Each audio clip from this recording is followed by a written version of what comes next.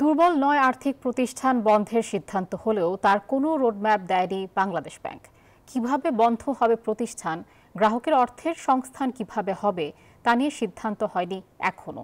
ফলে আমানতের অর্থ ফেরত পাওয়া নিয়ে অনিশ্চয়তায় কয়েক লাখ গ্রাহক। মিনা ফেরদৌসের প্রতিবেদনে বিস্তারিত। আমার বলতো দ্বিধা নাই। দীর্ঘদিন IDLC, international leasing and financial services এবং পিপলস লিজিং অ্যান্ড ফাইন্যান্সিয়াল সার্ভিসেসের চেয়ারম্যান হিসেবে কাজের অভিজ্ঞ বর্তমানে অগ্রণী ব্যাংকের চেয়ারম্যান সৈয়দ আবু নাসের বখতিয়ার আহমেদ। শুধু কাজের অভিজ্ঞতা নয়, নন আর্থিক প্রতিষ্ঠানে বিনিয়োগ করা একজন ভুক্তভোগীও। সেই টাকা আমি 18 সাল থেকে পাচ্ছি না। নিজের উপার্জনের 25 লাখ টাকা বিনিয়োগ করেছেন আর্থিক প্রতিষ্ঠানে। আশা ছিল মেয়াদ শেষে লাভসহ বিনিয়োগের অর্থ ফেরত পাবেন। তবে 2018 সালে মেয়াদ শেষ হলেও ফেরত পেয়েছেন মাত্র 5 লাখ টাকা।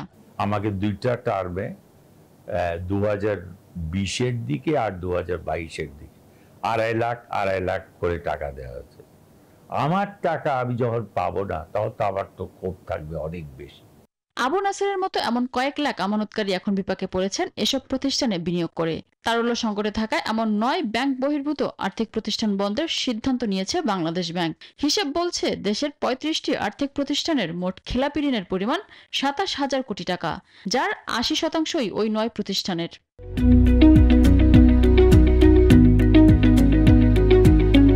বন্ড সেভার্স তাদের তো ফেলে দিলে হবে না, টাইম ফ্রেম দিয়ে দাও, তাহলে ঠিক আছে। কতদিন কাস্টমাররা টাকা পাবে বলে দাও, কোনো অসুবিধা নেই। বন্ধের সিদ্ধান্ত হলেও অর্থ বিভাগের অনুমোদন ও আমানতকারীদের ফেরত দেওয়া অর্থ কোথা থেকে আসবে সে বিষয় এখনো চূড়ান্ত হয়নি।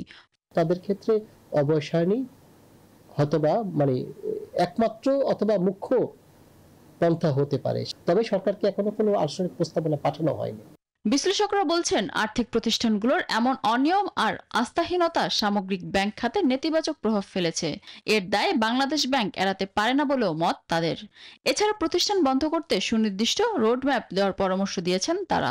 একটা সেক্টরের প্রায় 30% অ্যাসেট নাই, তাহলে এই যে সেক্টরটা, যার কাজ হলো যে যারা যাদের সারপ্লাস সেভিংস আছে তাদের থেকে যাদের ফান্ড রিকোয়ারমেন্ট আছে অর্থনৈতিক কর্মকাণ্ডের জন্য, এই ইন্টারমিডিয়েশনটা করা, এই পুরো সেক্টরের ইন্টারমিডিয়েশন, ফাইন্যান্সিয়াল ইন্টারমিডিয়েশন ক্যাপাসিটিটা 1/3 কমে গেছে। তাহলে আমার অর্থনীতিতে যে অর্থায়নের বিষয়টা কন্টিনিউয়াস বেসিসে, সেই জায়গাটা আমার ডিসরাপ্টেড হলো।